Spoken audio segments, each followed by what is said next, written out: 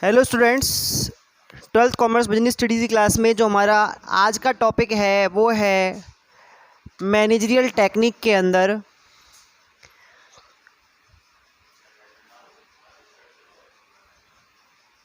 जो second technique हम आज डिस्कस करेंगे उसका नाम है मैनेजमेंट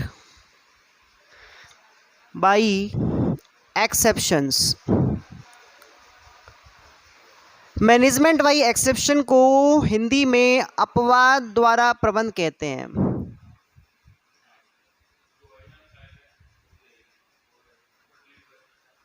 एक्सेप्शन जो आप जानते हैं, एक्सेप्शन जो कभी कभार आते हैं वो आपके एक्सेप्शंस होते हैं, अपवाद होते हैं। जो आपके फिक्स रूटीन में जो आइटम जो काम चल रहे हैं, फंक्शंस आप परफॉर्म कर रहे हो, उसमें बीच में कभी कभार किसी तरह का कोई ऐसा केस आ गया जिसमें आपको लिंक से हटकर काम करना पड़ा, वो आपका एक्सेप्शनल केस में काउंट होता है।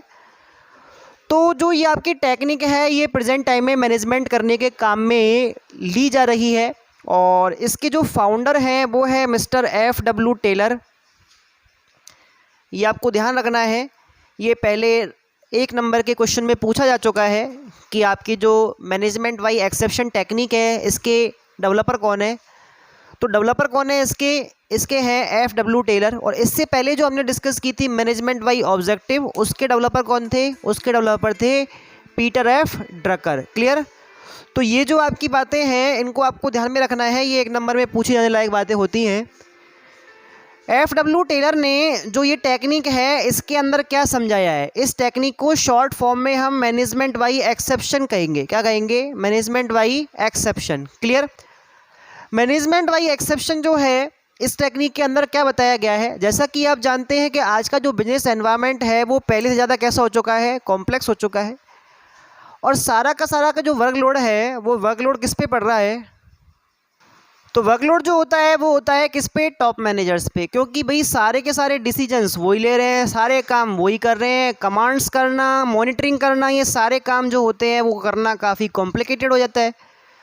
तो मैनेजमेंट बाय एक्सेप्शन टेक्निक आपको ये चीज़ सिखाती है कि आपको अपने सुपीरियर्स का, अपने मैनेजर्स का जो वर्कलोड है वो कैसे कम करना है।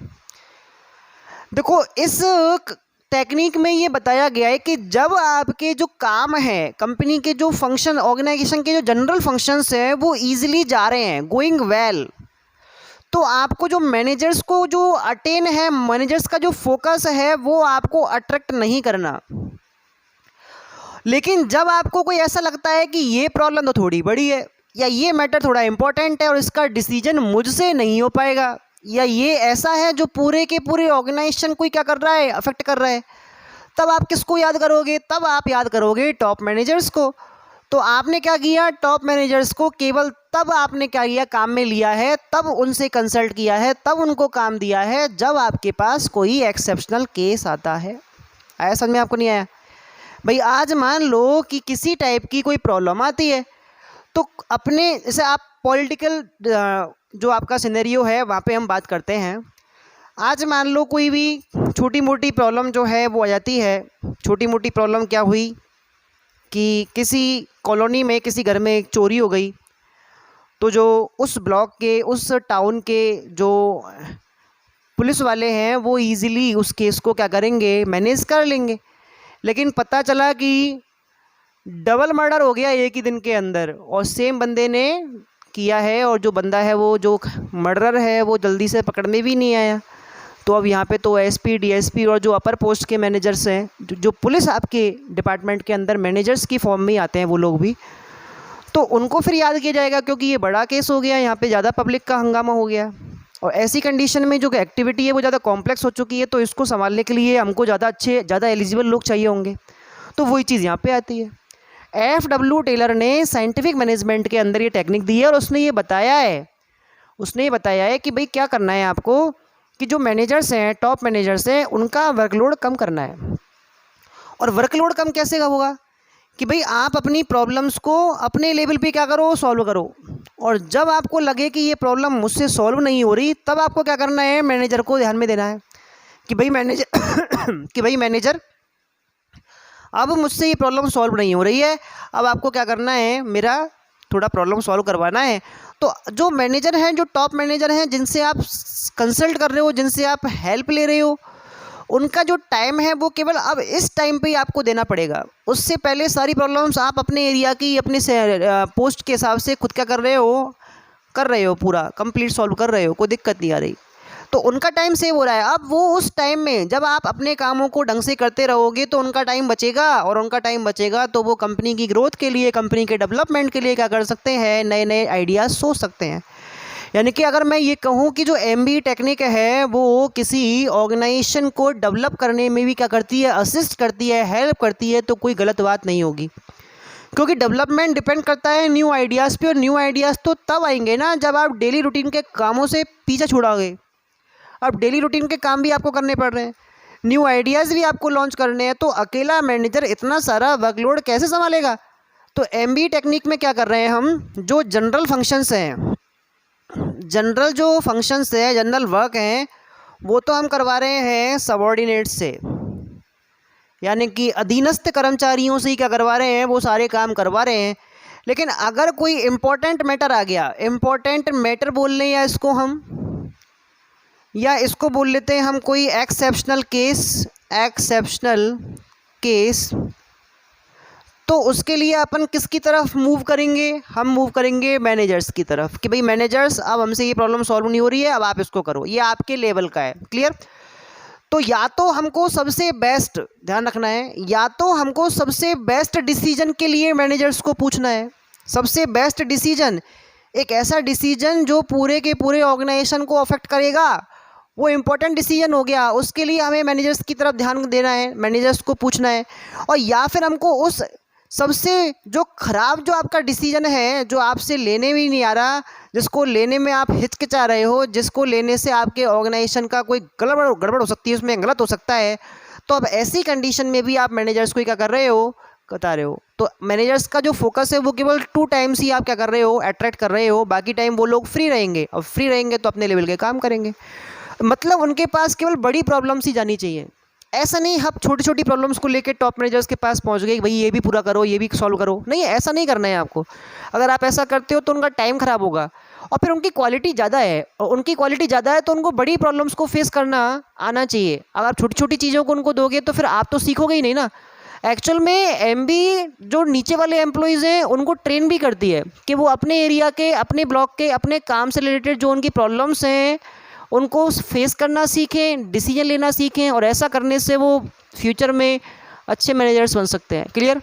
तो उसी चीज़ को लेके यहाँ पर सिंपल में आपको मैनेजमेंट बाय एक्सेप्शन टेक्निक समझाई गई है, ये आपको इजीली समझ में आई होगी। इसमें आपको केवल एक चीज़ ध्यान रखनी है, जो जनरल बातें हैं, जो जनरल डिसीजन हैं वो लेंगे सबऑर्डिनेट्स, और जो इंपॉर्टेंट मैटर हैं, जो ऐसे डिसीजन जो पूरे ऑर्गेनाइजेशन को अफेक्ट कर रहे हैं, वो सब डिसीजन कौन लेगा, टॉप मैनेजर्स लेंगे। क्लियर। तो इससे क्या होगा, जो टॉप मैनेजर्स हैं उनका वर्कलोड कम होगा, और वो कंपनी के ऑर्गेनाइजेशन के डेवलपमेंट के लिए न्यू आइडियाज़ भी क्या कर सकते हैं, सोच सकते हैं। क्लियर। तो ये आपको समझ में आया होगा। अब इसका फ़ायदा क्या है, मैनेजमेंट बाय एक्सेप्शन टेक्निक जो है उसके हम पढ़ रहे हैं अभी advantages of MBE technique. Actual में क्या है कि MBE टेक्निक का एडवांटेज सबसे पहला तो ये बनता है कि जो आपका ऑर्गेनाइजेशन है, नंबर फर्स्ट, जो हायर स्किल और सैलरी वाले मैनेजर हैं, skilled and salaried manager works according their efficiency. भाई आज मान लो कोई सर्जन है, कोई हार्ट सर्जन है, उसको आप सिंपल फीवर का पेशेंट पहुंचा रहे हो उसके पास, तो उसकी क्वालिटी ज़्यादा बड़ी है, और वो जनरल ट्रीटमेंट नहीं करता, उसका क्राइटेरिया बड़ा है, उसके पास हार्ट पेशेंट जाएंगे, हार्ट पेशेंट जो एक कॉम्प्लिकेटेड मैटर है, जनरल डॉक्टर उनको ट्रीटमेंट नहीं दे सकते। तो वो चीज़ यहाँ पे है कि इससे क्या होगा कि आपका जो एफिशिएंसी है उसके अकॉर्डिंग क्या होगा, आपको सैलरी मिल रही है, उसके अकॉर्डिंग आप में स्किल्स है, तो आप उसी के अकॉर्डिंग काम भी करोगे, क्योंकि आपके पास केवल इंपॉर्टेंट मैटर ही जाने वाले हैं। भाई आपको टॉप लेवल पे अच्छी सैलरी देकर अपॉइंट किया गया है? छोटी प्रॉब्लम सॉल्व करने के लिए? आंसर है नहीं। आपको बड़ी प्रॉब्लम्स को सॉल्यूशन देना है, और ये सॉल्यूशन आप दोगे कब? जब आपके पास केवल वही प्रॉब्लम्स को क्या करना जाएगा, सॉल्यूशन देने के लिए जाया जाएगा। Clear? Number second, it saves the time of senior managers. भाई देखो क्या होता है, अगर मान लो छोटे मोटे मैटर आप नीचे के लेवल पे क्या कर लोगे, सॉल्व कर लोगे, तो जो टॉप मैनेजर्स हैं उनका टाइम सेव होगा। क्लियर? तो इससे उनका टाइम सेविंग होता है, ये आपको समझ में आया होगा। नंबर तीसरा है, जो कॉम्प्लिकेटेड मैटर हैं, complicated matters does not escape. कई बार क्या होता है, हमसे कोई प्रॉब्लम सॉल्यूशन होता नहीं है तो हम उसको छोड़ ही देते हैं। ऐसा होता है कि ये प्रॉब्लम तो सॉल्व होगी ही नहीं। क्लियर? लेकिन यहाँ पे क्या किया, यहाँ पे एक सिस्टम बनाया हुआ है, टॉप मैनेजर्स ने कह रखा है भाई प्रॉब्लम ऐसी है, सॉल्व नहीं हो रही, हमें बताओ। क्लियर? तो यहाँ पे जो प्रॉब्लम है, जो कॉम्प्लिकेटेड मैटर्स हैं, वो बच नहीं सकते। किससे? सीनियर मैनेजर या हायर लेवल मैनेजर्स की ध्यान से। उनके पास जब वो प्रॉब्लम्स जाएंगी, वो मैटर जाएंगे, तो उनका सॉल्यूशन होना कैसा है, फिक्स है। क्लियर? इसके अलावा अपन आगे डिस्कस कर रहे हैं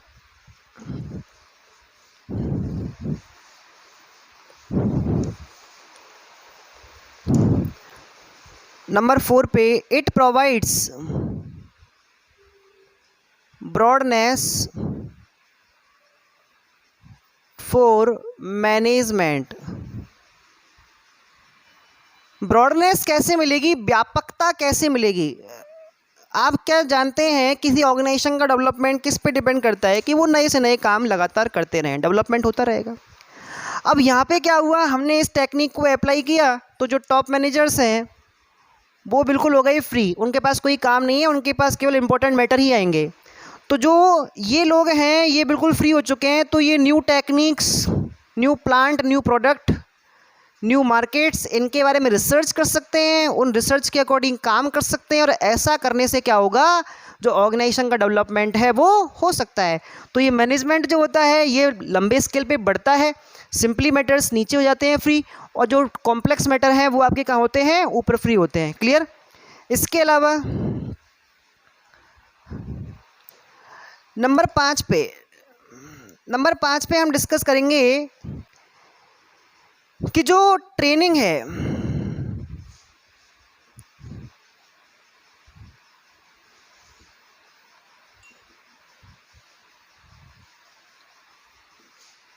वो देना कैसा हो जाता है, ईजी हो जाता है। किसको? सबऑर्डिनेट एम्प्लॉयज़ को या मैनेजर्स को। एक्चुअल में होता क्या है कि सीखने का एक तरीका होता है करके सीखना, और करके कैसे सीखते हैं कि आपने क्या किया, किसी को ट्रेन नहीं किया, आपने उसको वो काम दे दिया कि भाई तेरी जिम्मेदारी है और आपको तुमको ये काम करना है, तो वो बंदा ही सोचेगा कि जिम्मेदारी दे दी है भाई, मेरी अकाउंटेबिलिटी बन जाती है, मेरी जवाबदेही बन जाती है दूसरे के लिए, तो मुझे काम संभल के और सही ढंग से करना है, तो वो एफर्ट्स करेगा उसमें, मैक्सिमम एफर्ट्स, कि वो काम सही हो, प्रॉब्लम सॉल्व हो जाए।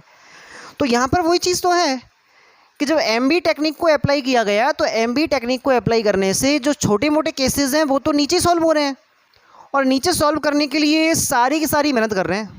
ये जो एम्प्लॉयज़ हैं लोअर लेवल, वो ये सोचते हैं कि हमें जो प्रॉब्लम्स फेस करने को दी गई हैं इनको हम ढंग से फेस करें और सॉल्व करें, तो ये उन चीज़ों को सीखेंगे। अगर हम ये वाली टेक्निक अप्लाई नहीं करते हैं तो वो हर प्रॉब्लम का सोल्यूशन कहाँ से मांगेंगे, टॉप मैनेजर्स तो खुद कब सीखेंगे, खुद तो सीख ही नहीं पाएंगे। तो ऐसी कंडीशन में क्या होगा कि यहाँ पर जो ट्रेनिंग है वो देना भी कैसा हो जाता है, ईजी हो जाता है। किसमें? MB टेक्निक के थ्रू। क्लियर? इसके अलावा जो मैटर होते हैं आपके, नंबर 6 पे अपन डिस्कस कर रहे हैं, जो ऐसे मैटर होते हैं जो कॉम्प्लिकेटेड हैं। एक्चुअल में क्या होता है कि यहाँ पर जो अपॉर्चुनिटीज़ हैं, opportunities and threads can be forecast. Actual में क्या होता है कि जब आप इन प्रॉब्लम्स को अच्छा या बुरा या कम या ज़्यादा या इम्पोर्टेंट या सेकेंडरी, ऐसा हम एनालिसिस करते हैं तो हमको पता चल जाता है कि कौन सी प्रॉब्लम्स तो आपको आने वाली हैं बड़ी रूप में और कौन सी आने वाली हैं छोटे रूप में। जब आप बड़े रूप की प्रॉब्लम्स को क्या करते हैं, पहचान लेते हैं, तो आप उनको फेस करने के लिए, आप उनको सॉल्व करने के लिए पहले से क्या कर लेते हैं, अरेंजमेंट कर लेते हैं। और ऐसे अरेंजमेंट से जो बेनिफिट मिलेगा वो किसको मिलेगा, ऑर्गेनाइजेशन को। क्लियर। तो ऐसा होने से क्या होता है, अपॉर्चुनिटीज़ को तो आप गेन करते हैं और थ्रेट्स को आप फेस करते हैं। और ये सारी फैसिलिटीज़ केवल कब मिलती हैं, जब आप एक एनालिसिस कर सकें। और एनालिसिस कहाँ पे होता है, अच्छे बुरे का, MBE टेक्निक के अंदर। क्लियर। तो ये आपके कुछ मेरिट्स थे जो आपको समझ में आए होंगे। लेकिन अगर ये टेक्निक इतनी अच्छी होती तो सभी ऑर्गेनाइजेशंस में यूज हो रही होती, लेकिन ऐसा है नहीं। यहाँ पे हम डिस्कस कर रहे हैं लिमिटेशंस के बारे में। लिमिटेशंस, इस टेक्निक के कुछ लिमिटेशंस भी हैं। ये कम्प्लीटली ऐसी नहीं है कि ये बेनिफिशियल ही हो ऑर्गेनाइजेशन के लिए। क्लियर। तो यहाँ पे जो हम बात कर रहे हैं उसमें सबसे पहला है, इट इंक्रीज पर्सनल कॉन्सेप्ट्स। देखो क्या होता है, जब आपको ये पता चलता है कि भाई मुझे इंपॉर्टेंट मैटर्स को सॉल्व करना है, मैं टॉप मैनेजर हूँ। क्लियर। और नीचे वाले लोगों के पास जनरल प्रॉब्लम्स ही जाएंगी, तो हर बंदा हर प्रॉब्लम को अपने खुद के कॉन्सेप्ट से, खुद के माइंड से क्या करता है, एनालिसिस करता है कि ये प्रॉब्लम जनरल है या ज़्यादा कॉम्प्लिकेटेड है। क्लियर। तो उस चीज़ में क्या होता है, फिर आप क्या कर रहे हो, अपनी प्रॉब्लम को फेस करने के लिए, अपनी प्रॉब्लम को सॉल्व करने के लिए अपने तरह की खुद क्या कर रहे हो, आइडियाज़ लगा रहे हो। तो इसमें क्या होता है, हर प्रॉब्लम को सॉल्व करने का एक पर्सनल कॉन्सेप्ट, एक पर्सनल आइडिया बन जाता है। और ये जितने ज़्यादा आइडिया आप ऑर्गेनाइजेशन के अंदर एक प्रॉब्लम को फेस करने के लिए लगाओगे, उतना ज़्यादा कन्फ्यूजन क्रिएट होगा और उनके जो रिजल्ट्स हैं वो भी कैसे होंगे, अलग अलग होंगे, डिफरेंट होंगे। Clear. Number second, it is based on incredible synchronizing।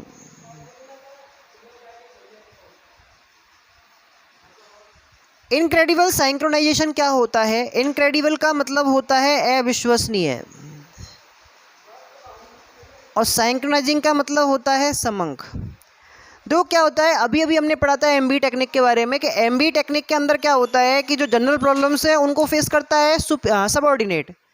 तो यहाँ पर उसने जनरल प्रॉब्लम को फेस किया, कितना किया, उसका रिपीटेशन होगा या नहीं, इस बात के बारे में टॉप मैनेजर्स के पास किसी भी प्रकार की कोई इन्फॉर्मेशन नहीं पहुँचती। और ऐसा माना जाता है कि प्रॉब्लम का सॉल्यूशन हो चुका है। तो इसलिए जो डाटाज, जो समंक आपके टॉप मैनेजर्स के पास पहुंचते हैं वो ऐसे होते हैं, कैसे, इनक्रेडिबल होते हैं। मतलब उनको इसको लेकर परफेक्टली पता नहीं कर सकते कि प्रॉब्लम का सही सॉल्यूशन हुआ या नहीं हुआ। क्लियर। नंबर थर्ड पे अपन डिस्कस कर रहे हैं। नंबर थर्ड पे, इट इंक्रीजेज पेपर वर्क।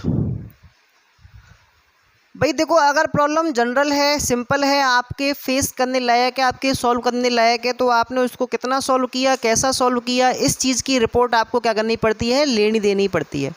दूसरी बात है, प्रॉब्लम को एनालिसिस करने पर उसके क्या आपने एफर्ट्स किए और कहाँ कमी रही और टॉप मैनेजर्स की रिक्वायरमेंट क्यों हुई आपको उसको सॉल्व करने के लिए, इनके रीजन्स भी आपको क्या करने पड़ते हैं, ट्रांसमिट करने पड़ते हैं टॉप मैनेजर्स के पास। तो यहाँ पर क्या होता है, इन सभी चीज़ों को लेकर जो पेपर वर्क होता है, जो एक फॉर्मल कम्युनिकेशन का जो तरीका है, जो हमने रिटर्न कम्युनिकेशन की फॉर्म में पढ़ा था, वो चीज़ यहाँ पे इंक्रीज़ हो जाती है। तो यहाँ पे आपकी जो कॉस्ट है वो क्या हो जाएगी, बढ़ जाएगी। क्लियर।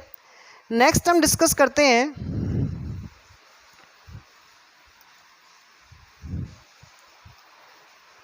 नंबर 4 पे पढ़ रहे हैं हम, फॉल्स सिक्योरिटी। देखो क्या होता है, सबऑर्डिनेट्स ये सोचते हैं कि सुपीरियर्स के सामने हमारी खुद की जो एलिजिबिलिटी है उसको दिखाने का इससे बढ़िया मौका नहीं है।